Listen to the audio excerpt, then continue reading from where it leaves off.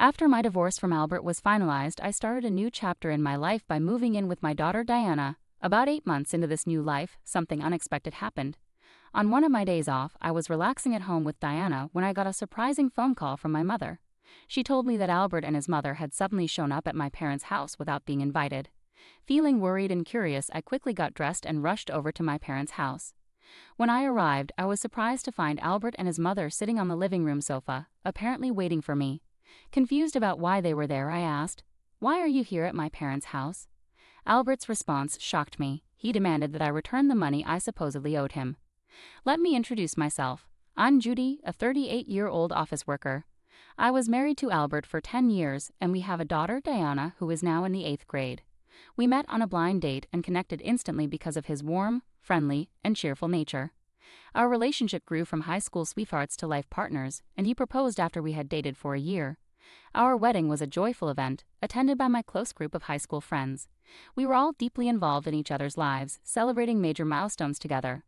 Over time, each friend in our close-knit circle found their partner and got married, creating a tightly bound community of married couples. We were a happy family, and I always believed our home would be a place of love and support. As we grew older, our group of friends transitioned from carefree singles to married adults. Shortly after I announced my pregnancy, it seemed my friends did too. Soon we became a circle of mothers, sharing the joys and challenges of parenting together. It felt like we were all navigating life side by side, and I believed our bond would last forever. I loved being both a wife and a mother, and I was also passionate about my career. After graduating from college, I got a job in the planning and development department of a large company. My days were busy, and the work was demanding but fulfilling. Each day brought new lessons and challenges. One of my friends, who was a stay-at-home mom, once teased me, saying, "You're a workaholic, Judy, but you also manage to keep a wonderful family life. It's almost like you're living two lives." She admired my strength, though I often joked that I wished I had the endless energy of a strong man. Both Albert and Diana played important roles in helping me relax after long days at work. When I got home, Diana would greet me with a bright, "Oh, Mommy, welcome home." Her youthful enthusiasm and warm hugs melted away the day's stress. After Diana was born, Albert switched to part-time work at a local cafe, allowing him to take care of her, pick her up from school, and prepare dinner. This arrangement not only supported my career, but also ensured that I came home to a freshly cooked meal, which was a huge relief. Albert's thoughtful cooking helped me unwind and feel refreshed. Evenings at home were a cherished time.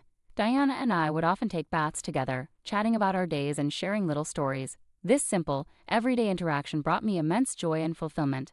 My life was a beautiful balance of professional success and home life happiness, all made possible by the unwavering support and kindness of Albert and Diana. Their support not only boosted my energy but also deepened my dedication and passion for my work. Together we had created a life that was both rewarding and busy, proving that with the right support, you can have it all. As my career progressed, I began to achieve significant success. I was rewarded with a promotion, which brought more responsibilities. This meant working overtime and often coming home late. By this time, Diana had grown older and understood the demands of my job better, so she was able to manage more on her own. Meanwhile, Albert also increased his hours at the cafe, becoming more involved in the world of coffee. Recently, I started exploring different coffee shops, enjoying their unique beans. Today, I even brought home some coffee beans and cakes from a new bakery I found. I suggested we enjoy them together with some coffee, excited to share this with Albert, who had become passionate about roasting and experimenting with different types of beans at his job. This made the coffee he brewed at home exceptionally good. Albert and Diana were both very supportive of my dedication to my career, but despite their understanding, I began to notice a growing distance within our family. The first sign that something was wrong came when Diana approached me with a concern. "What's up? You wanted to talk about something?" I asked her. "The other day, when I went to see a movie with friends, I saw Dad with another woman," she said, her voice uncertain. I was shocked by her words. Diana continued, "They weren't holding hands or anything, but they seemed quite close. Lately, I've noticed Dad talking a lot on the phone before you get home. Sometimes he's so engrossed that he doesn't listen to me. He looks happy while he's on the phone. At first, I thought he was texting or talking to you. But after seeing him with that woman, I'm starting to wonder if he was talking to her instead." Diana's expression was filled with sadness. Being in middle school, she was very aware and sensitive to such things, and it was clear she was troubled by what she saw. I was equally stunned. The thought that Albert, who I always believed put Diana first, might be involved with someone else was heartbreaking. This revelation required a careful and sensitive approach, as our family's unity was at stake. I'm so sorry, sweetie. I didn't realize we were making you feel this way. I've been too focused on work, haven't I? I said, feeling guilty as I looked at Diana. No, it's okay that you work hard, Mom. Don't feel bad about that, Diana reassured me, her maturity in that moment beyond her years. I was touched by her understanding and compassion. Thank you, Diana, I replied, my heart heavy. I'll talk to your dad about this. If it turns out he's having an affair, I think I'll have to consider a divorce. Is that okay with you? She nodded solemnly. I don't like the idea of Dad having an affair. Just knowing that and still being with him would make me feel bad. Seeing Diana so distressed made me realize just how much I had overlooked our family's needs. Determined to address this issue, especially since Diana had bravely brought it up, I decided to hire a private investigator to look into Albert's activities. The findings were as shocking as they were conclusive. Albert was indeed having an affair, just as Diana suspected, and there was photographic evidence to prove it. What stunned me most was the identity of his affair partner, Tiffany, one of my high school classmates and a fellow member of our mom's group. I was more hurt by the betrayal of my trusted friend, Tiffany, than by Albert's infidelity. Tiffany, a stay-at-home mom and supposedly a loyal friend, was involved with Albert, neglecting her family commitments. When I saw the evidence, I was overwhelmed with emotion. Alone in my room, I was grateful that Diana hadn't walked in on me during this moment. The photos would have only added to her distress. I wasn't ready to confront Albert yet, and I couldn't let Diana see these disturbing images. I took a few deep breaths to calm myself. Shortly after, another friend from our mom's group mentioned she had changed jobs, which gave me an idea. I suggested we all get together, seeing it as the perfect chance to observe Tiffany without revealing that I knew about the affair. The gathering was set for 2 weeks later. In the meantime, I quietly contacted a lawyer and began preparing for a potential divorce, readying myself for the challenges ahead. I gently informed Diana about what I had discovered and told her that her dad and I would likely be getting a divorce. Together, we spent our free time looking for a new apartment, trying to find a place that would represent a fresh start for us both. As the day of the gathering approached, I felt a mix of anticipation and dread. When the day finally arrived, I engaged in casual conversation with my friends, starting by asking about one friend's new job. We all shared updates on our lives, and Tiffany seemed unaware that I knew her secret. During the conversation, she complained about her routine life, saying, "I'm just a housewife stuck in the same routine, unlike all of you who have careers." "You don't have to work because your husband supports you," another friend pointed out. "I do appreciate my husband," Tiffany replied, "but sometimes I feel a little bored." At that moment, I decided to address the elephant in the room. "So is that why you're having an affair with other people's husbands?" I asked, turning directly to Tiffany. The room fell silent, and the casual atmosphere quickly shifted to tension. "Judy, what do you mean by that?" Tiffany stammered, her face turning pale. "It seems that Tiffany is having an affair with my husband, Albert," I said plainly. "What? No way. You must be joking," another friend interjected, trying to defend Tiffany. Tiffany tried to deflect. "That's right, Judy. What are you talking about all of a sudden? You must have confused me with someone else." "Oh, really?" I countered, my voice steady. "Then why don't you all take a look at this?" I reached into my bag, pulled out the photos, and spread them out on the table for everyone to see. The room erupted into gasps of disbelief. "Oh my gosh!" they exclaimed, turning to Tiffany for explanations.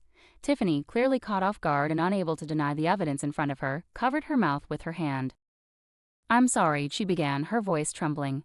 "I happened to walk into the cafe where your husband works. I didn't know he worked there at first, but then I started going there regularly. My husband provides for me, but he's been neglecting me since we got married. I was feeling lonely," Tiffany continued, tears forming in her eyes. Despite her emotional response and attempts to explain her actions, the betrayal cut deep. An affair, especially with a friend's husband, was a breach of trust that was hard to forgive. Her reasons might explain her actions, but they didn't excuse them. The revelation was painful but necessary, confirming the reality I had begun to suspect and reshaping the dynamics of our friendships and personal lives. Throughout the confrontation, I maintained my composure, unaffected by Tiffany's tears. "I'm sorry to everyone else here, but Tiffany, I need to let you know that I will be seeking alimony from you," I announced firmly. "I also took a formal step earlier today. I sent a certified letter to your mailbox. Your husband should have already seen it." Tiffany's face fell as she absorbed the seriousness of the situation. "Oh no," she murmured, a mix of worry and disbelief in her voice. "How could he do something so terrible?" she asked, still reeling from the shock. "It's far worse to have an affair with a friend's husband, especially when you're married and have a child," I replied, steady and resolute. "You need to face the consequences and make amends for your actions." Visibly shaken, Tiffany nodded in acknowledgement. One of my friends chimed in, "We really can't trust you anymore, Tiffany." With that, we left the restaurant, leaving Tiffany to deal with the fallout. Once I had dealt with Tiffany, it was time to confront Albert. I was certain Tiffany had already informed Albert about what had happened. When I arrived home, Albert was waiting at the door, panicked. "What have you done?" "I just got a call from Tiffany." "Are you making our affair public?" "How could you be so terrible?" he demanded. "You acted like a good husband, but you were cheating on me. And it's not just about Tiffany. How could you do that to her family?" I retorted. "It's ridiculous. It seems people who have affairs think that as long as the other person doesn't find out, it's not a big deal. But what you did was wrong, and it all needs to be revealed as part of your punishment. That's why I'm going to divorce you and seek alimony and child support." Faced with clear evidence of the affair, Albert couldn't deny the truth. He agreed to the divorce, though he was hesitant about the financial implications. However, after I hired a strong lawyer and made it clear I was ready to take the case to court, he finally consented to the financial arrangements. Following the divorce, Albert sold the house we had lived in and moved to a new apartment.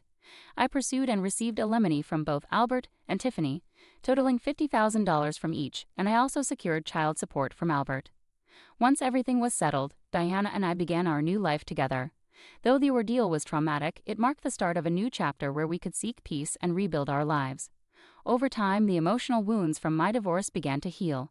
However, about 8 months later, I faced a new challenge.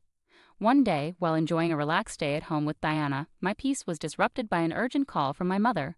She informed me that my ex-husband Albert and his mother had unexpectedly shown up at my parents' house and forced their way inside without permission.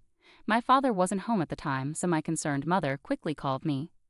I hurriedly prepared myself and went over to my parents' house. Upon arriving, I found Albert and his mother sitting nonchalantly on the living room sofa as if they belonged there. Confused and alarmed, I asked, "What are you both doing here at my parents' house all of a sudden?"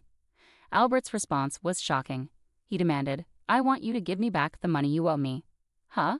I never borrowed any money from you," I replied, perplexed.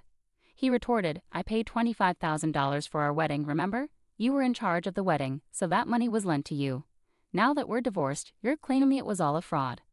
Honestly, I could sue you for marriage fraud, but for now, all I want is that $25,000 back as a settlement."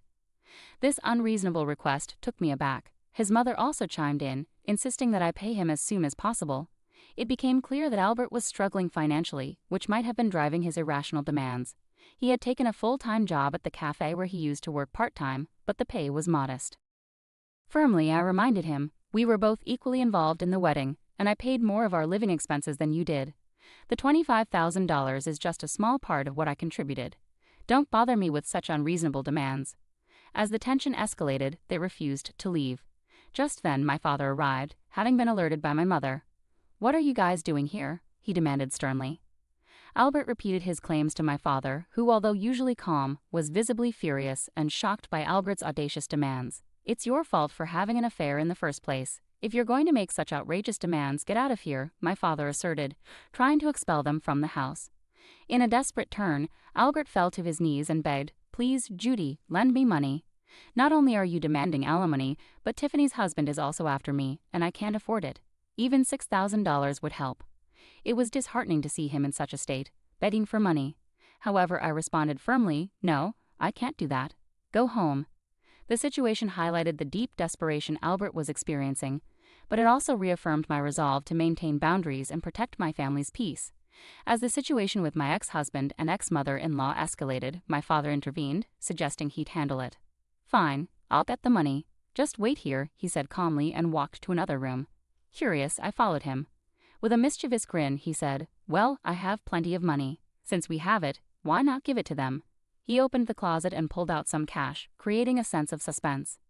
"I wonder how this will play out," I mused silently. My father then put the bills into an envelope and handed it to Albert.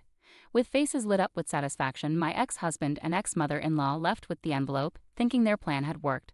As soon as they stepped out, I locked the door behind them and made a quick call to the police. It didn't take long for Albert and his mother to realize the money was fake. They rushed back, pounding on our door in anger. "Hey, what's going on? This is monopoly money. I don't want this fake cash," Albert shouted, his voice thick with fury.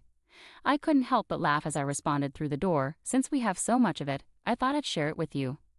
Albert's frustration peaked, and he began banging even harder, now kicking the door with his feet. Their actions only escalated the situation further.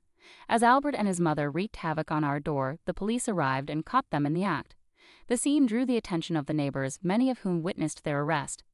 In the end, not only did Albert not get any money, but he was also fined for the disturbance and had to cover the damage to our front door. Ironically, one of the bystanders was a regular at the cafe where Albert worked, and word of his antics spread quickly. As a result, Albert lost his job and struggled to find new work. He had to move back in with his parents, and his in-laws ended up covering his alimony and child support payments. To safeguard my family further, I filed a restraining order against my former in-laws, ensuring that any future incidents would lead to an immediate police response. Now life is more peaceful and fulfilling. I'm devoted to working hard and relishing the time watching my daughter, Diana, grow up.